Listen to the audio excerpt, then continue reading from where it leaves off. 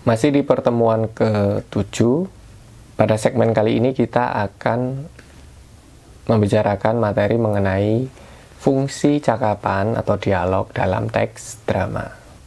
Fungsi yang pertama adalah sebagai sarana penyampai informasi. Seringkali para pengarang menyematkan informasi-informasi tertentu, baik yang berhubungan dengan cerita atau informasi-informasi yang dimauinya melalui cakapan dari para pelaku cerita.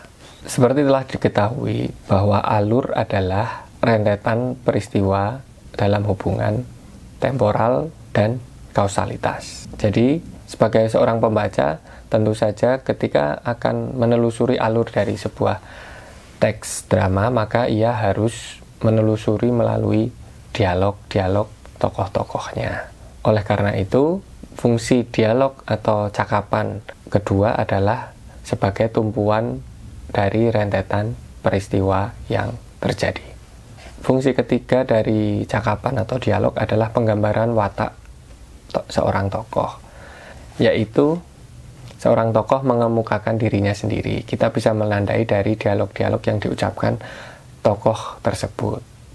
Atau watak tokoh dari dialog atau dari cakapan tokoh lain mengenai si tokoh A misalnya ya. Jadi kita bisa memberi atau mendapatkan informasi mengenai watak atau karakter seorang tokoh. Fungsi berikutnya adalah sebagai penggambaran suasana ya. Ini jelas karena misalnya dialog-dialog yang wajar, dialog-dialog yang lugas, penuh hikmat, dapat memberikan efek haru bagi para pembaca atau penonton drama.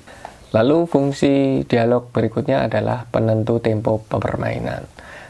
Melalui dialog-dialog para tokoh, biasanya tempo permainan itu juga dikendalikan. Misalnya kapan seorang tokoh itu mendialogkan dengan nada tinggi, dengan cepat atau lambat, itu juga akan berimplikasi pada tempo permainan sebuah drama.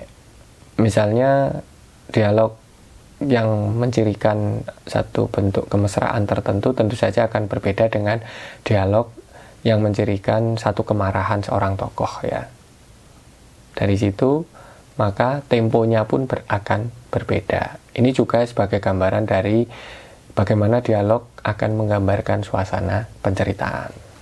Lalu fungsi yang terakhir, walaupun ini tidak semua ya, tetapi paling tidak kita bisa mendapatkan informasi mengenai tema melalui dialog. Seringkali seorang penulis itu menyematkan pokok permasalahan atau inti cerita itu melalui dialog-dialog para tokoh. Tetapi sekali lagi ini tidak bisa dipukul rata di seluruh teks-teks drama Indonesia ya. Sampai di sini dulu, kita bertemu pada segmen berikutnya.